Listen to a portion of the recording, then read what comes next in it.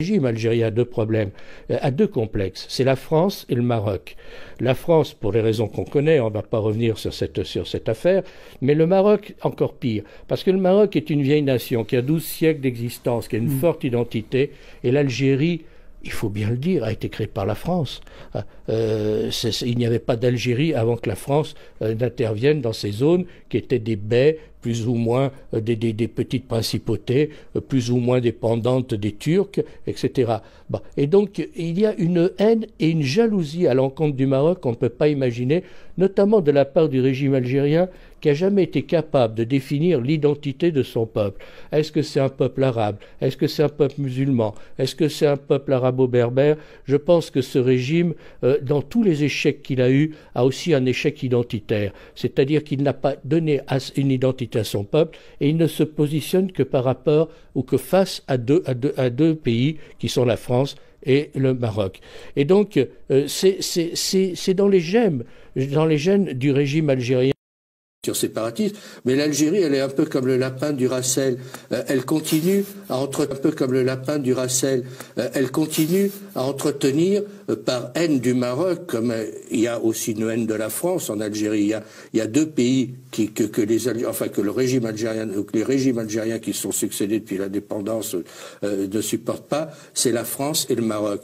Parce que, alors le Maroc, on comprend très bien, il y a un complexe. Le Maroc est une vieille nation avec une vieille civilisation, avec une vieille unité nationale qui regroupe les Berbères et les Arabes et qui se sont mixés. Et parce que, alors le Maroc, on comprend très bien, il y a un complexe. Le Maroc est une vieille nation avec une vieille civilisation, avec une vieille unité nationale qui regroupe les Berbères et les Arabes et qui se sont mixés. Et là, il s'en sort beaucoup mieux. D'ailleurs, à un moment, ils avaient parce que il y a eu la fermeture des frontières et puis une réouverture des frontières en l'espace d'un week-end. Des millions d'Algériens sont venus au Maroc et ils ont acheté à peu près tout ce qu'ils trouvaient. Donc le régime algérien s'est empressé de fermer les frontières parce qu'il décrivait le Maroc comme un enfer et les gens se sont aperçus que c'était un paradis.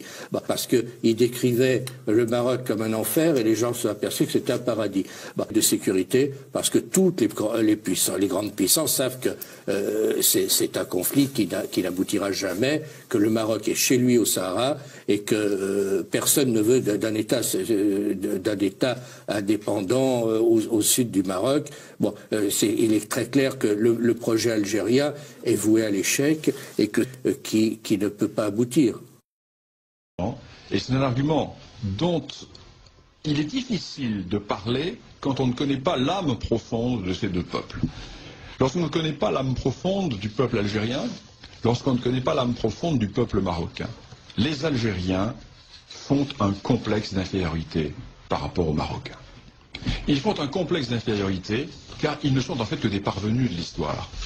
Je ne le dis sans aucune agressivité, je le dis en toute amitié. Ce sont des parvenus de l'histoire. Ce pays n'a jamais existé. Au mieux, il fut une dépendance turque, une suite de bellicats. Et il était un monde d'anarchie. Il n'y a pas d'histoire de l'Algérie. D'ailleurs, Ferhat Abbas l'avait dit. J'ai visité les cimetières et je n'ai pas trouvé d'histoire de l'Algérie. Eh bien, de l'autre côté de la Moulouya, existe un royaume qui a 12 siècles d'histoire. Lorsque Hugues Capet est élu roi de France en 987, la dynastie marocaine a déjà un siècle et demi d'histoire. Donc nous sommes en présence d'un très vieil État. Et les Marocains ont toujours joué maladroitement. Parce que ce sont des gens bien élevés, ce sont des gens polis, ce sont des gens qui, sûrs de leur bon droit, ont pensé qu'ils pouvaient discuter avec les Algériens comme on discute entre gens bien élevés. Or, ils ont eu en face d'eux des gens qui n'appliquaient pas les règles de la diplomatie traditionnelle et qui étaient restés peut-être dans cette politique des ouvertures barbaresques ou du rapt ou de la piraterie, mais non pas dans les usages qui étaient les usages classiques de la vieille diplomatie.